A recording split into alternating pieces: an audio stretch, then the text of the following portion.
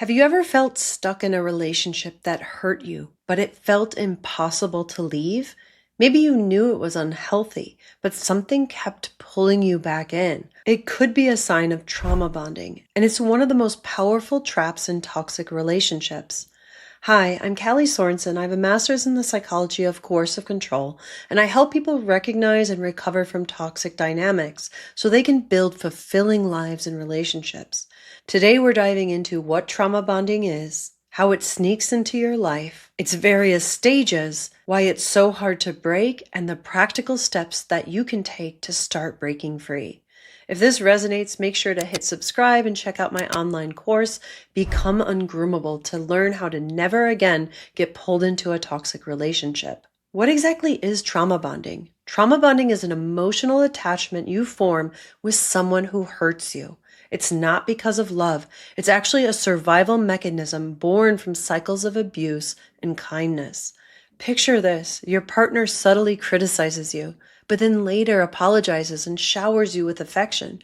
Your brain starts clinging to those good moments, making you feel attached, bonded, even when it's toxic. So why is understanding this so important?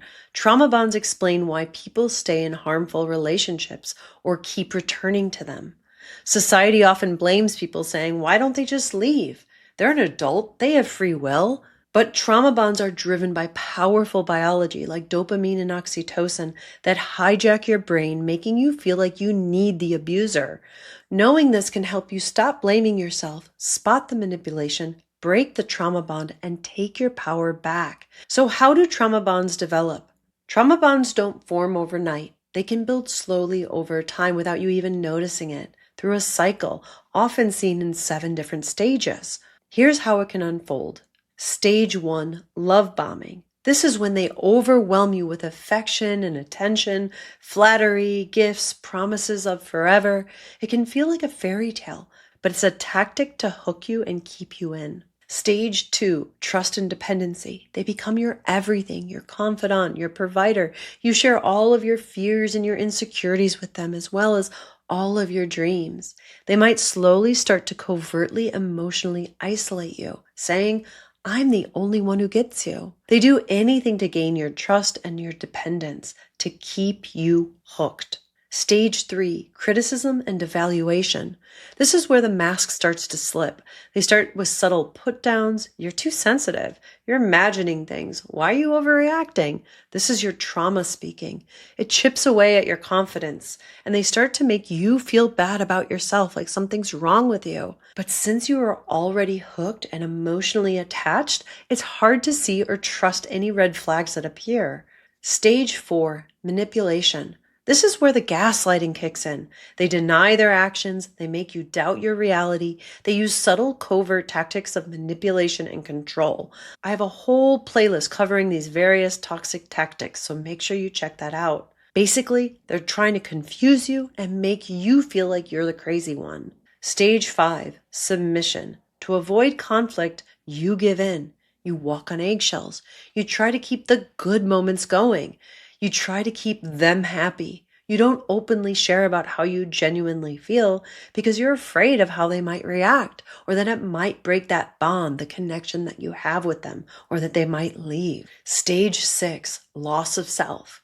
You feel more and more disconnected from who you are. Your deeper feelings, needs, dreams, and identity fade. You feel insecure, confused, anxious. You're trapped in their world. You lose touch with yourself, and instead you're focusing all of your attention and energy on them, what they feel and need.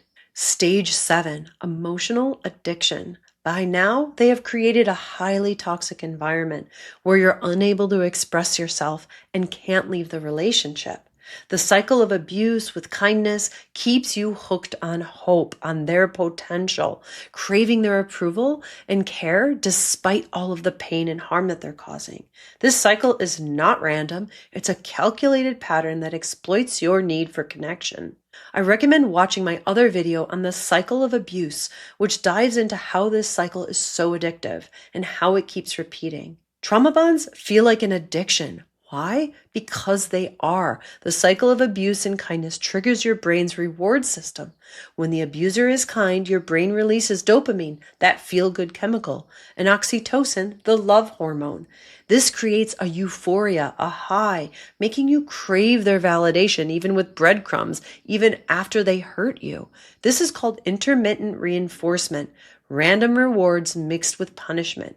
It's the same mechanism behind slot machines. You keep pulling that lever, hoping for that next win. Research shows this makes trauma bonds stronger than consistent kindness.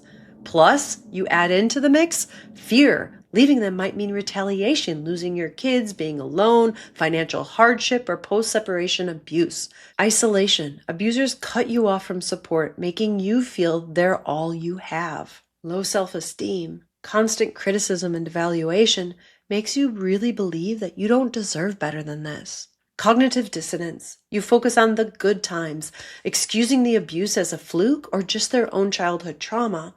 When I was in a toxic relationship, I kept replaying the happy moments from the beginning, thinking maybe they'll change. It used to be so good. I truly thought we could get back to those good times.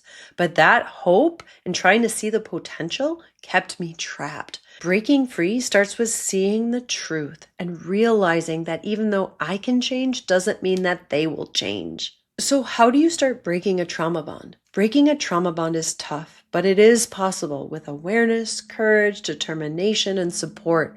Here are 6 steps to start with. Number 1, educate yourself. Learn about trauma bonding and covert abuse. Educate yourself on the abuse cycle and the stages of trauma bonding that we talked about today. Watch my playlist on toxic tactics of covert manipulation as well. Your knowledge is power. It helps you see the manipulation clearly. Number 2, build a support system. Reach out to trusted friends, family, or support group. Get a trauma-informed therapist to support you to break this trauma bond and heal your nervous system. Isolation fuels the bond, but genuine connection can help break it. I offer one-on-one sessions if you would like support. Number 3, set firm boundaries. Go no contact if possible. Block their number, social media, and email. And if you share kids, use apps like Our Family Wizard so you can go extreme modified contact. Also, you might want to create an exit strategy to leave the relationship safely with a professional. Number 4, document the manipulation. Keep a journal of incidents, dates, times, what happened. Be factual, not emotional. This helps you see the patterns and builds evidence if you need legal help. Number 5, practice self-care. Focus on you. Try journaling, exercising, resting, or new hobbies.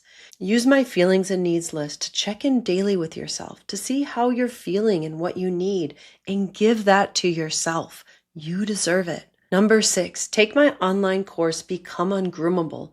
This will help you break these toxic patterns for good, as well as how to prioritize and honor your feelings and needs and set bulletproof boundaries so you never fall into another unhealthy relationship again. So know for your path to healing, that healing from these trauma bonds takes time.